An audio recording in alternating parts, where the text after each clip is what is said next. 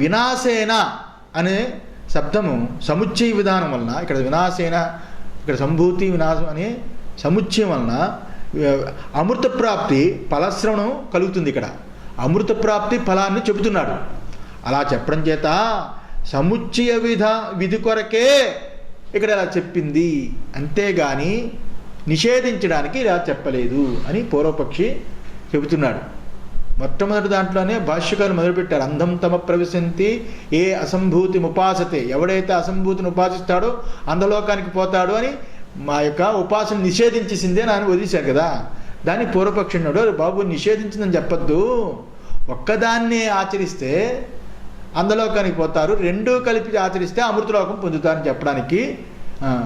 ఒక్కదాన్ని రెండూ కలిపి ఆచరిస్తే అది ఎలా ఉపయోగపడుతుంది? అది మృత్యుని దాటిస్తుంది, అది అమృత్యుని ఇప్పిస్తుంది, అమృతాన్ని ఇప్పిస్తుంది అని ఈ రకంగా తీసుకోవాలి. అందులో సముచ్చయ విధిని చెప్పడానికి వచ్చింది, నిషేధాన్ని చెప్పడానికి రాలేదు అని. ఏ రకంగా అంటే అది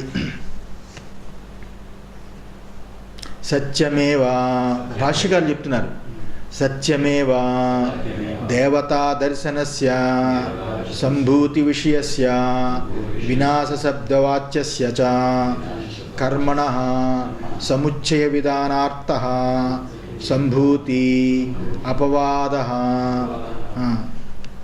సత్యమేవా, నువ్వు చెప్పింది సత్యమే. నువ్వు చెప్పిన శాస్త్ర విషయం ఏదైతే ఉందో ఆ శాస్త్ర విషయము సత్యమే ఉన్నది.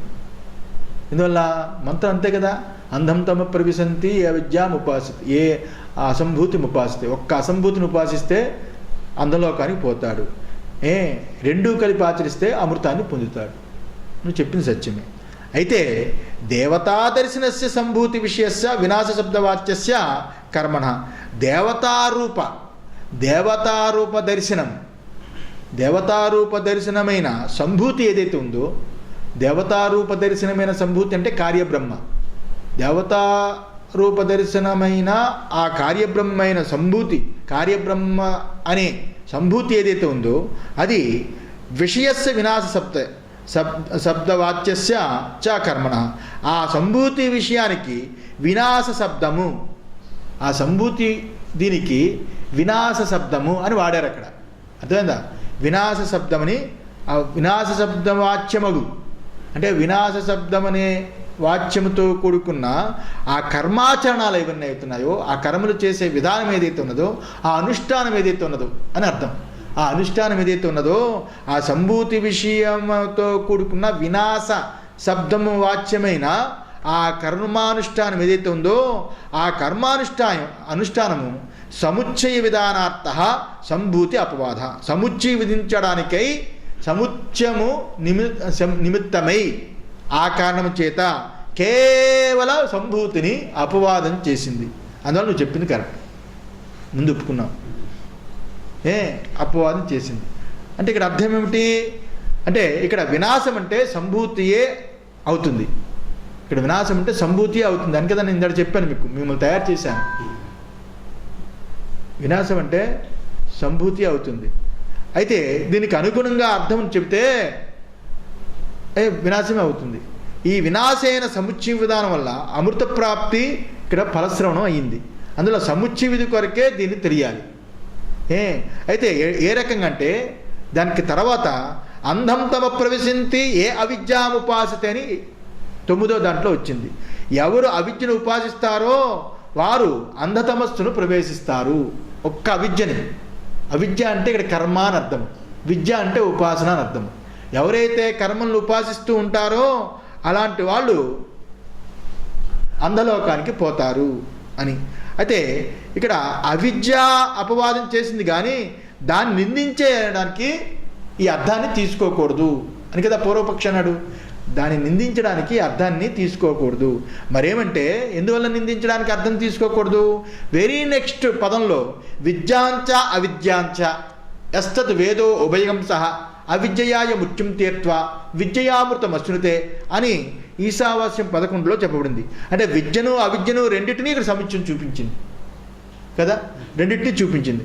అక్కడ కూడా ఈ కారణం చూపించింది కదా, ఇలా కారణాన్ని చూపించింది కదా, అవిద్యయా మృత్యుం తీర్త్వా అని అక్కడ కూడా కారణం చూపించింది. ఎలాగా అవిద్య ఉపయోగపడుతుందంటే అవిద్య వలన మృత్యువుని దాటి, అవిద్య చేత మృత్యువు దాటడం అనే ఫలాన్ని చూపించింది కదా అక్కడ. అవిద్యా ఉపాసన వల్ల అక్కడ ముందు అంధం తమ ప్రవిశంతి అవిద్యాముపాసతే, అంధలోకానికి పోతాడు అవిద్యను ఉపాసిస్తే అని అన్నాడు. కానీ నెక్స్ట్ ఇంకో దాంట్లో అవిద్యయాయ మృత్యుం తీర్త్వా అన్నాడు.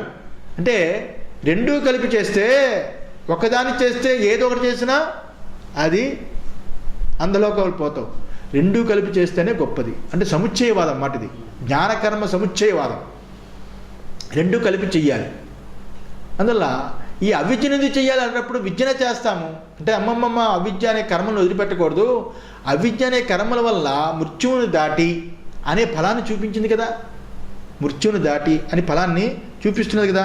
అందువలన ఎట్లు సంభూతి అపవాదం మాత్రం చేతనే సంభవ నిషేధం అనేది సిద్ధిస్తుంది. ఏ రకంగా మీరు చెప్పింది సిద్ధిస్తుంది, ఎలా సిద్ధిస్తుంది?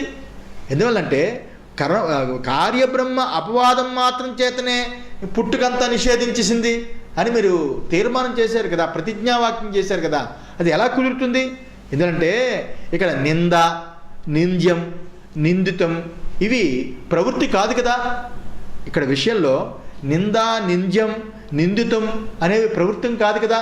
ఇక్కడ నింద అంటే నిందించడం, నింద్యం అంటే నిందించబడేది, నిందితం అంటే నిందించేవాడు, నిందించేవాడు, నిందించబడేది, నిందించబడుట అని మూడు ఇక్కడ ప్రవృత్తి కాదు కదా, ఇక్కడ ప్రస్తుతం కాదు కదా. ఇక్కడ నిందావాక్యాన్ని ఎందుకు చెప్తారు? నిషేధించింది, నిందించింది. అంధం తమ ప్రవిశంతి అవిద్య, అంధం తమ ప్రవిశంతి అని అంధలోకాలకు పోతారని, ఎవరైతే అవిద్యను ఉపాసిస్తారో లేకపోతే సంభూతిని ఎవరైతే ఉపాసిస్తారో వాళ్ళు అంధలోకాలకు పోతారని అలా నిందించింది శాస్త్రము అని నిందగా ఎందుకు చెప్తారు? సముచ్చయాన్ని చెప్పడానికి ముందు అలా చెప్పింది నేను ఎందుకనరు? నెక్స్ట్ పేరాలో చెప్పాడు కదా సముచ్చయాన్ని. పోనీ అవిద్యను ఏదో నిందించింది అంటే ఫలాన్ని కూడా చూపించింది కదా, అవిద్యయాయ మృత్యుం తీర్త్వా అని, అవిద్య చేత మృత్యువు దాటుతాడని ఫలాన్ని కూడా చూపించింది కదా. ఫలాన్ని చూపించినప్పుడు మీరు నిందావాక్యంగా ఎలా చెప్తారు దాన్ని? ఒక పదాన్ని తీసుకొని. అందులో ఇక్కడ నిందించడము, నిందించుట, నిందించబడేది అనే ఇది ప్రవృత్తి కాదు కదా, ఇక్కడ ప్రవృత్తి కాదు కదా. మరేమిటంటే స్తుత్యం స్తౌతం అనే న్యాయాన్ని ఈ రెండు రకాలుగా ఇక్కడ సమానంగా ఉంది. ఇక్కడ స్తుత్యం స్తౌతం, స్తుతించుట, స్తుతించబడేది. ఇక్కడ వేదమాత స్తుతిస్తున్నది. అవిద్యయాయ మృత్యుం తీర్త్వా విద్యయామృతమశ్నుతే, అవిద్య అనే మృత్యుని దాటనేది అని స్తుతిస్తున్నది, విద్య వల్ల అమృతం వస్తుందని స్తుతిస్తున్నది. ఇక్కడ స్తుత్యం స్తౌతం అని తీసుకోవాలి. స్తుతించడం అనేది స్తుతించబడేది, ఆ లోకాన్ని స్తుతిస్తున్నది ఎవరు? వేదం. అంతేగాని ఇక్కడ నిందా, నింద్యం, నిందితం అని అలా తీసుకోకూడదు, స్తుత్యం స్తౌతం అని తీసుకోవాలి అని అక్కడ చెప్తున్నాడు. అంటే ఇక్కడ దానికి భాష్యకారులు అవును చెప్పిన దర్శనమే సత్యమే, దేవతా దర్శన రూపమైన సంభూతి విషయంలో వినాశ శబ్దవాచ్యమైన ఈ కర్మానుష్ఠానం ఏదైతే ఉందో ఆ కర్మానుష్ఠానంతో సముచ్చయం విధించడానికి ఈ సంభూతిని అపవాదం చేసింది. ఈ సంభూతిని కేవల సంభూతిని అంటే కేవల సంభూతిని అపవాదం చేసింది. రెండూ కలిపి చేస్తే గొప్పదవుతుంది అని చెప్పింది కరెక్టే అని భాష్యకారులు ఇప్పుడు చెప్తున్నారు. ముందు దాన్ని ఒప్పుకొని పూర్వపక్షిని ఇప్పుడు చెప్తున్నాడు. తథాపి అనేది పెద్ద మాట. కింతు అన్నారనుకోండి, కింత మరి ఏంటంటే అని ఇంకేమనగా అని, తథాపి అంటే అలా అయినప్పటికీ చెప్పింది కరెక్టే, రెండు కలిపి చేయమన్నాడు, ఫలం వస్తుందని చెప్పాడు. తథాపి అలా అయినప్పటికీ అని అర్థం. తథాపి వినాశాఖ్యస్య కర్మణః స్వాభావిక అజ్ఞాన ప్రవృత్తి రూపస్య మృత్యోః అతితరణార్థత్వవత్ దేవతా దర్శన కర్మ సముచ్చయస్య పురుష సంస్కారార్థస్య కర్మఫల రాగ ప్రవృత్తి రూపస్య సాధ్య సాధన ఈషణాద్వయ లక్షణస్య మృత్యోః అతితరణార్థత్వం ఏవం హి ఈషణద్వయరూపాత్ మృత్యోః అశుద్ధేః వియుక్తః పురుషః సంస్కృతః స్యాత్. చూపిస్తున్నారు భాష్కర్. ఏంటంటే అలా ఉన్నప్పటికీ నాయనా ఆ మంత్రాలు తీసుకుని నువ్వు ఒక నిర్ణయానికి రావడం కరెక్ట్ కాదు. చాలా జాగ్రత్తగా వినాలి. ఇది అద్భుతమైన తీర్మానం అన్నమాట. ఈశావాస్యం మీరు విన్నట్టుగా తీర్మానం. ఆ 9 నుంచి 14 వరకు ఏదైతే సముచ్చయవాదం చెప్పిందో, విద్య అవిద్య అని, సంభూతి అసంభూతి అని, ఇలాగ సముచ్చయవాదం చెబితే అమృతం వస్తుంది, అమృతలోకి వస్తుంది అని ఏదైతే చెప్పిందో అది కరెక్టే. అక్కడ చెప్పింది 9-14 వరకు. కానీ దేని గురించి చెప్పింది, ఎందుకు చెప్పింది, తర్వాత మంత్రాలు ఏమి చెప్పాయి, ముందు మంత్రాలు ఏం చెప్పాయి? 1 నుంచి 18 మంత్రాలు ఉన్నాయి కదా. 8 మంత్రాల వరకు ఏం చెప్పింది, 14 తర్వాత ఏ మంత్రాలు ఏం చెప్పాయి అంటే దాని తాత్పర్యం ఏమిటి, ఆ సముచ్చయం వల్ల వచ్చే ఉపయోగం ఏమిటి? సముచ్చయాన్ని మేము దూషించటం లేదు, నిషేధిస్తున్నాం. దూషణ వేరు, నిషేధం వేరు. దూషిస్తే నువ్వు అడిగితే కరెక్టే, మేము దూషించట్లేదే. నిషేధించింది శాస్త్రమే, అపవాదం చేసింది. ఏ రకంగా అంటే తదాపి ఆ రకంగా ఉన్నప్పటికీ వినాశాఖ్యస్య కర్మణః, వినాశాఖ్యస్య వినాశము అని పేరుతో కూడుకొనిన కర్మణః, వినాశం అని పేరులతో కూడుకున్న అనుష్ఠానం ఏదైతే ఉందో, కర్మానుష్ఠానం ఏదైతే ఉందో అది స్వాభావిక అజ్ఞాన ప్రవృత్తి రూపస్య, అది స్వాభావికమైన అవిద్యా ప్రవృత్తి. అజ్ఞానం అంటే అవిద్య కదా. స్వాభావికమైన అవిద్యా ప్రవృత్తితో కూడుకుని ఉన్నది. అర్థమైందా?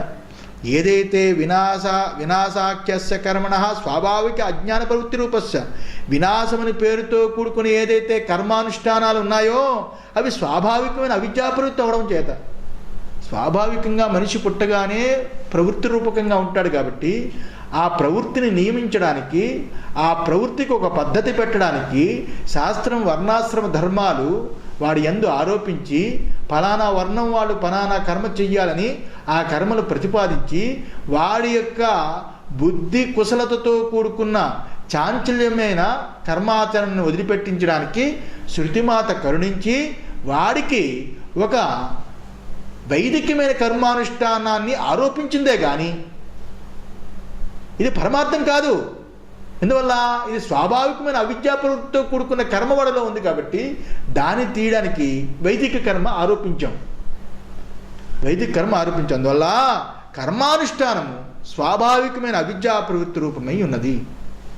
ఇంకా చెప్తున్నాడు, మృత్యో అతితరణాదత్వావత్, మృత్యువుని దాటడానికి ఎందువల్ల అది అవిద్యా ప్రవృత్తి రూపమైనది. అవిద్యా ప్రవృత్తి రూపమైనప్పటికీ అది మృత్యువుని దాటే ఉపాయంగా ఉన్నది. మృత్యువుని దాటే ఉపాయంగా కూడా ఉన్నది. మృత్యువుని దాటే ఉపాయంగా ఉన్నదంటే జ్ఞానానికి ఉపాయంగా ఉన్నది కర్మానుష్ఠానం. అందువల్ల అది నిందించవలసింది కాదు, దూషించవలసింది కాదు. జ్ఞానం తర్వాత అపవాదం అవుతుంది. జ్ఞానం వరకు అదే మృత్యువును దాటించడానికి ఉపాయంగా ఉంది. ఇంకా చెప్తున్నాడు, దేవతా దర్శన కర్మ సముచ్చయస్య, ఈ దేవతా దర్శనంతో కూడుకొని ఈ కర్మ సముచ్చయం ఏదైతే చెప్పాడో ఆ సముచ్చయ పద్ధతిని పురుష సంస్కారార్థస్య, పురుష సంస్కారం కొరకు, అంటే ఈ దేవతా దర్శనము కర్మతో సముచ్చయ పద్ధతిని ఎందుకు చెప్పాడంటే నాయన ముఖ్యంగా అమృతము అంటే అమృతానికి మార్గము. ఎందువలంటే పురుష సంస్కారార్థస్య, చిత్తశుద్ధి కొరకు. పురుష సంస్కారం అంటే వాడిని సంస్కరింపచేయడానికి, చిత్తశుద్ధి కొరకు, అంతఃకరణ మాలిన్యం తొలగించడానికి. కర్మ ఫల రాగ ప్రవృత్తి రూపస్య, కర్మ ఫల రాగ ప్రవృత్తి కలగడానికి లేదా చిత్తశుద్ధి కలగడానికి లేదా కర్మ ఫల రాగ ప్రవృత్తి కలగడానికి సాధ్యాసాధన ఈషణద్వయ, సాధ్యాసాధన అనే ఈషణద్వయ ఉభయ లక్షణాలతో కూడుకున్నది. ఈషణత్రయం ఉంటుంది కానీ ఈషణద్వయం ఉందా? శృతిలో ఈషణత్రయం ఉంటుంది కదా, ఈషణద్వయం దగ్గర చెప్పాడేంటి? దాని తర్వాత చెప్తాను, స్వామివారు చెప్తారు, సజ్జన స్వామివారు. ఈషణద్వయ, సాధ్యాసాధన ఈషణద్వయతో కూడుకొని,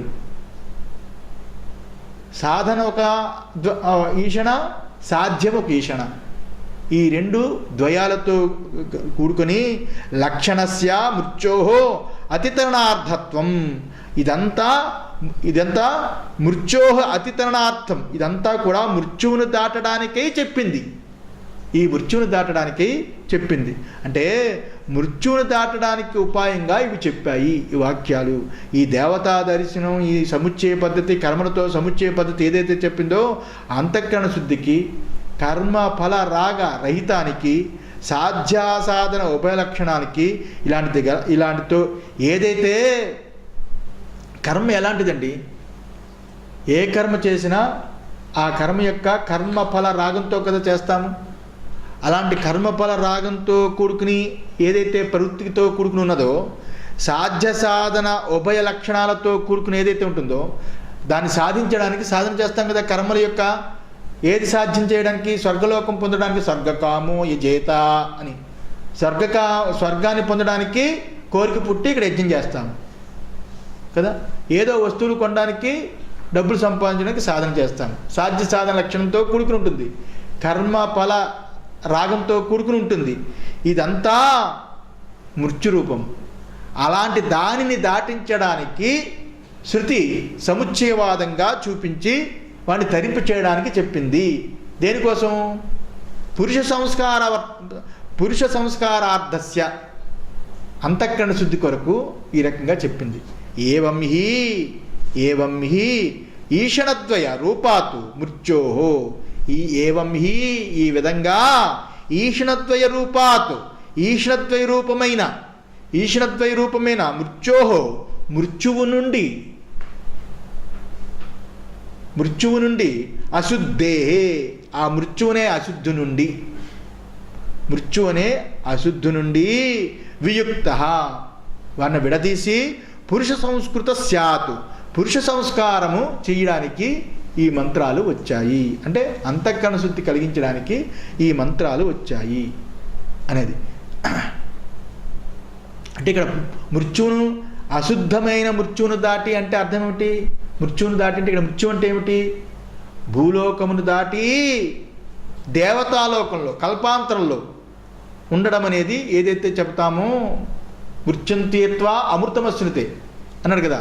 మృత్యుని దాటి ఈ భూలోకాన్ని దాటి ఆ యొక్క దేవతాలోకం చేరడం అనేది అక్కడ అమృతంగా చెప్పబడిందే. కానీ అమృతం అంటే అక్కడ పరమార్థమైన మోక్షం కాదు. ఈ మృతం కంటే అది అమృతం అని అర్థం. అందులో అంతఃకరణ శుద్ధికి ఆ సముచ్చయవాదాన్ని చూపించింది అని అర్థం. ఇప్పుడు అతః మృత్యోరతి తరణార్థ దేవతా దర్శన కర్మ సముచ్చయ లక్షణా హి అవిద్య ఏవమేవ ఏషణాద్వయ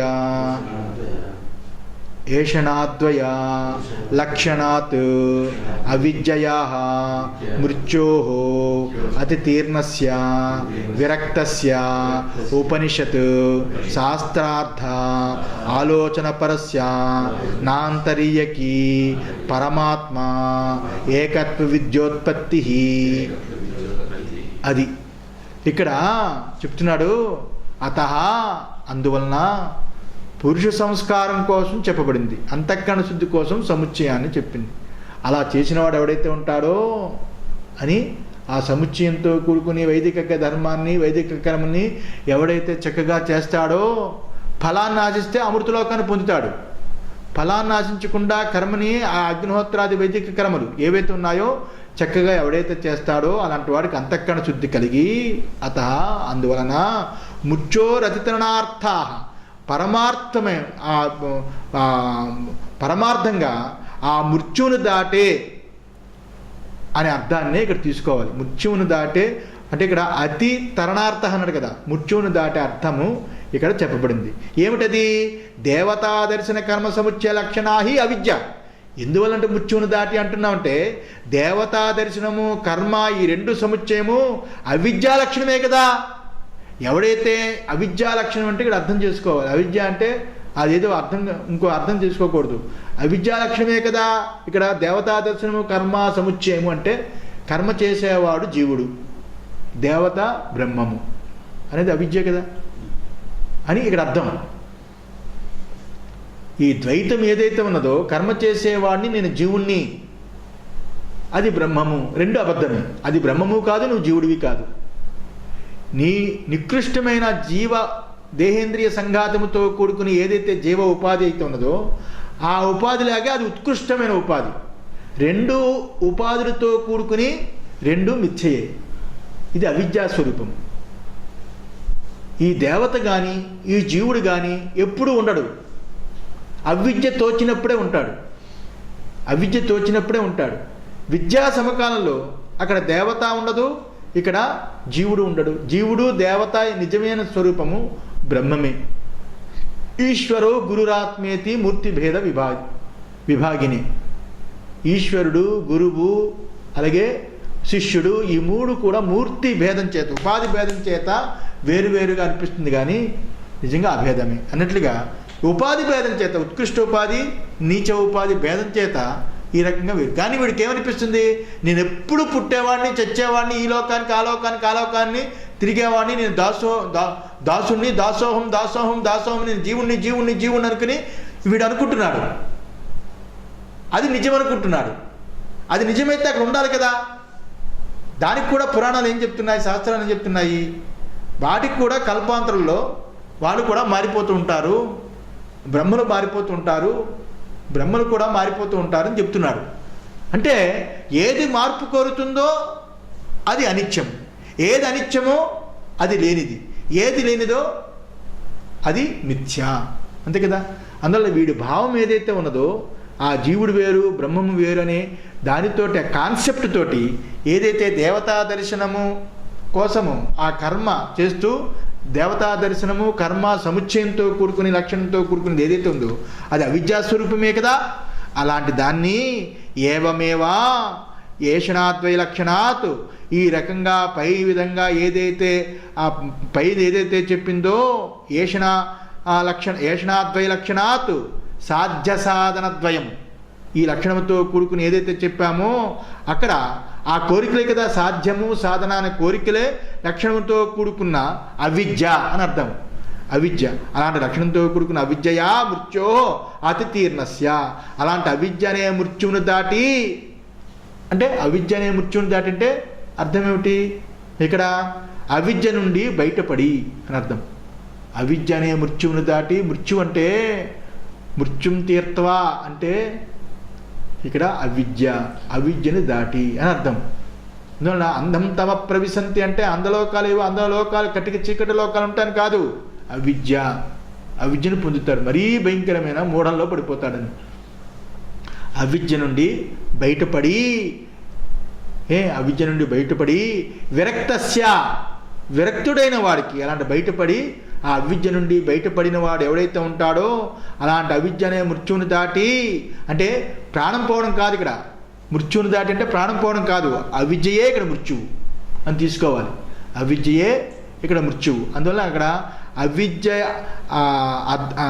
అవిద్యయా మృత్యోహో అని చెప్పాడు ఇక్కడ. అతి తీర్ణస్య, మృత్యు అంటే చచ్చిన తర్వాత అని తీసుకుంటారని, చచ్చిన తర్వాత కాదయ్యా, ఇక్కడ అవిద్యయే మృత్యువు అని శంకరాచార్య వారు చెప్పి అతి తీర్ణస్య, అలాంటి మృత్యువుని దాటి, అవిద్య అనే మృత్యువుని దాటి, అలాంటి దాటిన విరక్తస్య, ఒకనొక విరక్తుడు ఎవడైతే ఉంటాడో అలాంటి వాడికి ఉపనిషత్తు శాస్త్ర అర్థ ఆలోచన పరస్య, ఉపనిషత్తుల యొక్క శాస్త్రం, వాటి అర్థము, వాటి వ్యాఖ్యానము, వాటి పదపదానికి కన్నా ఉన్న ఆ స్వరూప జ్ఞానాన్ని ఆలోచించి, ఆలోచన పరస్య ఆలోచన యందు ఉంచి, ఆ ఆలోచన నుంచి అలా నిష్ణాతులైన వారికి నా అంతరీయకి పరమాత్మ ఏకత్వ విద్యోత్పత్తి అంతరీయకమే ఇలాగా ఆలోచించి నిష్ణాతులైన అంతరీయకమే కాకుండా పరమాత్మ యొక్క ఏకత్వ విద్యోత్పత్తి కోసము ఎవడైతే ప్రయత్నం చేస్తాడో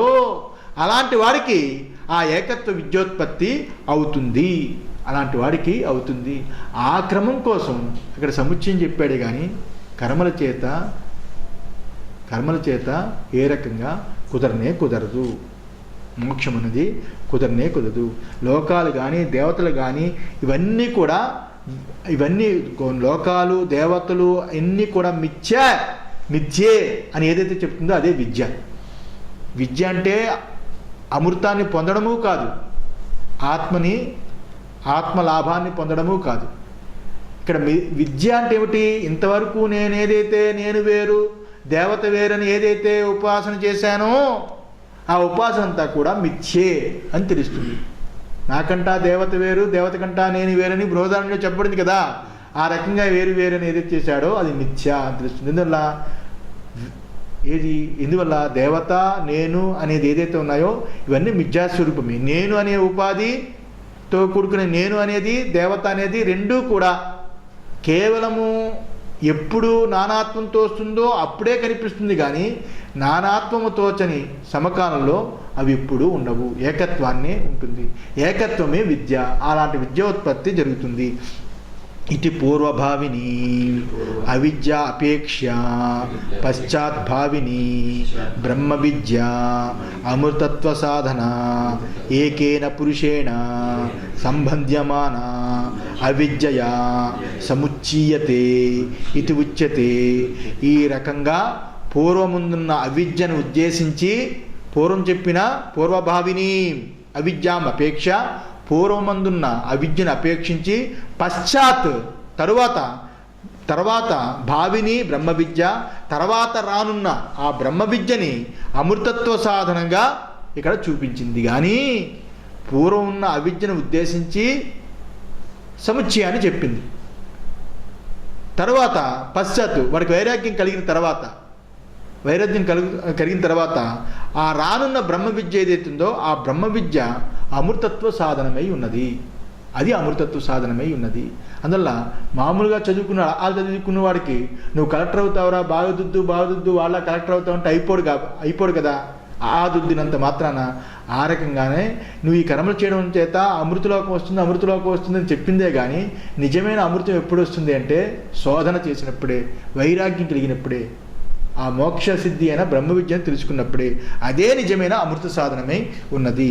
అలాంటి దానిని ఏకేన పురుషేణ సంబంధ్యమాన అవిద్యయా సముచ్యతే ఇత్యుచ్యతే. ఈ రెండిటికీ ఒకే పురుషుడు తీసుకోవాలి. ఎవడైతే సాధన చేస్తాడో వాడే వైరాగ్యం కలిగి జ్ఞానాన్ని కలిగించుకోవాలి. సాధన చేసేవాడు ఒకడు, జ్ఞానాన్ని పొందేవాడు ఒకడు కాదు. ఒకడు కాదు. లోకల్లో చూడండి, భార్యకు ఒంట్లో బాగపోతే నేను వరుణ్ తీసుకోవచ్చా, నేను రోజు జపం చేయొచ్చా మా ఆవిడ కోసం అని అంటారు. భార్య కోసం నేను చెయ్యొచ్చా, నా బిడ్డల కోసం నేను చెయ్యొచ్చా, వాడు టైం ఉండదు, ఫారెన్లో ఉన్నాడండి, నేను చేయొచ్చా పూజలు ఇక్కడ అంటాడు. పంతులు గారు బేరం ఎందుకు కోరుకోవడం, మీరు చేయండి పర్వాలేదు, ఇప్పుడు పోస్టులో పంపించద్దు అక్షతలు, మీరు చేయండి అంటాడు. డబ్బులు కావాలి. ఎవరికి కష్టం ఉంటుందో వాడే తీర్చుకోవాలి. ఎవరికి పుండు ఉంటుందో వాడే మందు రాసుకోవాలి. నాకు పుండు వచ్చి ప్రకాష్కి మందు రాస్తే అవ్వదు. ఎవరికి పుండు ఉందో వాడే రాసుకోవాలి. అందువల్ల వాడికి పుండు ఉంది, అవిద్యా పుండు. దానికి అవిద్యా పుండు, నేను జీవుణ్ణి, దుఃఖిని, చచ్చేవాడిని, అధముణ్ణి అనే భావాలతో ఉన్నవాడికి కర్మలు చెప్పింది.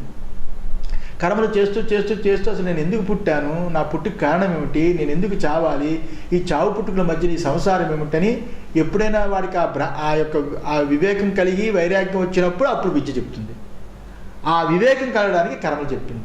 ఈ వైదిక కర్మలు లేకపోతే ఆ వివేకం కలగదు అని దాని గురించి ఈ రెండు ఒక పురుషుడికే. నేను ఎంత చెప్పినంటే ఈ రెండు ఒక పురుషుడికే.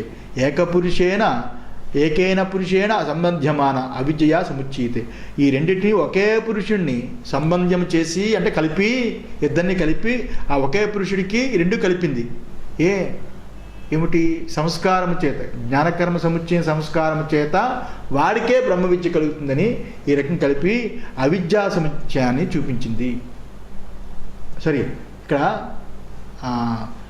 జ్ఞానకర్మ సముచ్చయం చూపించాడు. ఈ అవిద్యా పురుషుడికే, ఒకే పురుషుడికే ఈ జ్ఞానకర్మ సముచ్చయము ఈ రెండు చెప్పింది అని ఈశావాస్యం ఈ రకంగా చెప్పింది అవిద్యావంతుడికే.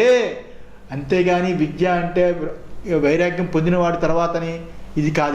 ఇక్కడ అవిద్య అంటే కర్మ, విద్య అంటే ఉపాసన, రెండు సముచ్చయము ఒకే పురుషుడికి చెప్పింది. ఒకే పురుషుడికి చెప్పింది. ఇక్కడ బ్రహ్మ విద్య విషయం కాదు, ఒకే పురుషుడికి ఈ రకంగా చెప్పింది. రెండు కలిపి చేస్తే అని చెప్పాడు. చెప్పి అత అన్యార్థత్వాత్ అమృతత్వ సాధనం బ్రహ్మ విద్యాం అపేక్ష నిందార్థ ఏవ భవతి. అత అందువలన అన్యార్థత్వాత్ అన్య ప్రయోజనం వల్ల. అన్య ప్రయోజనం అంటే ఏం ప్రయోజనం? ఈ సముచ్చయం చేయడం చేత ఇంకొక ప్రయోజనం ఉండడం చేత అంటున్నారు భాష్యకారులు. నీ ప్రయోజనం అయిపోయింది అనుకోకు. మృత్యుం తీర్థ అమృతమశ్నుతే, మృత్యును దాటి అమృతాన్ని పొందుతాను అయిపోయింది అనుకోకు. అది దానికి అసలైన ప్రయోజనం వేరే ఉంది. ఏమిటి అసలైన ప్రయోజనం వేరే? అమృతత్వ సాధనం బ్రహ్మ విద్యాం అపేక్ష. అమృతత్వ సాధనమైన బ్రహ్మ విద్యను అపేక్షించి నిందార్థ, ఈ నిందార్థము అవుతున్నది. దాని దృష్టితో ఇది నింద అవుతున్నది.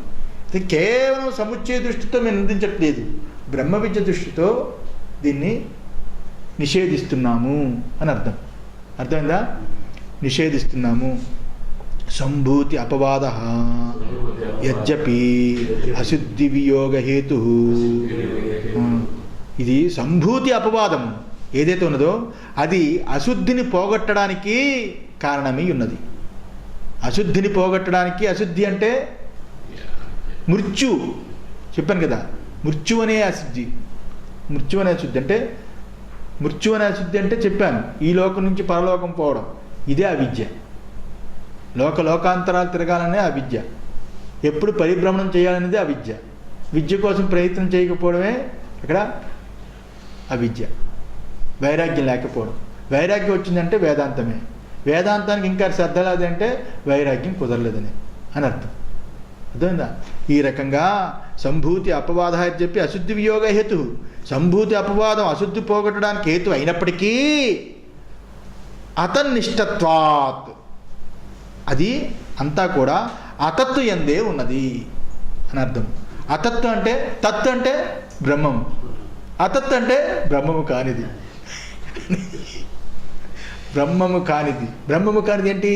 మృత్యులోకము, బ్రహ్మలోకము, గమనాలు ఇవన్నీ అతత్తు. అలాంటి అతత్తు ఏదైతే ఉన్నదో అతత్తు యందే ఉండిపోతుంది. అందులో అశుద్ధిని పోగొట్టే హేతువు ఇలా కలిగి ఉన్నప్పటికీ, సంభూతి అపవాదం అశుద్ధిని పోగొట్టే హేతువు కలిగి ఉన్నప్పటికీ అదంతా కూడా అతత్తు యందే ఉన్నది. రాకపోకలతో కూడుకునే ఆ సముచ్చయము ఉన్నది. అందువలన అతయేవా సంభూతే అపవాదాత్, అందువలననే సంభూతి అపవాదము సరి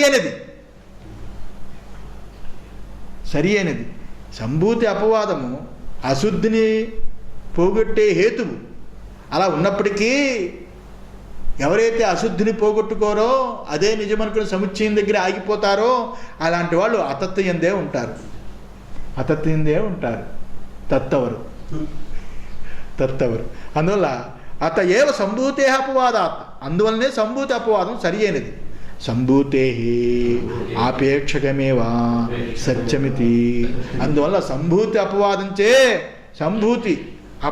చేత సంభూతి అపేక్షించి సత్యమని ఇక్కడ ముఖ్యమైన బలం. ఇక్కడ సత్యం అంటే ముఖ్య బలము అని అర్థం. ఇలాగా సంభూతి అపవాదించే సంభూతి అపేక్ష చేత ఇక్కడ సత్యమని చెప్పింది, అంటే బలంగా చెప్పింది అని. సంభూతి అపవాదం చేత, సంభూతి అపేక్ష చేత ఇక్కడ సత్యమని చెప్పింది. ఆ దృష్టితో సంభూతి సత్యమని చెప్పింది. ఎందువల్ల రేపు పొద్దున అపవాదం వాడు వైరాగ్యం కలిగిన తర్వాత అపవాదం చేసింది. వైరాగ్యం రానంత వరకు అది సత్యమని చెప్పింది అని. ఈ రకంగా పరమార్థ సదాత్మేకత్వం అపేక్ష అమృతాఖ్య సంభవ ప్రతిషిధ్యతే.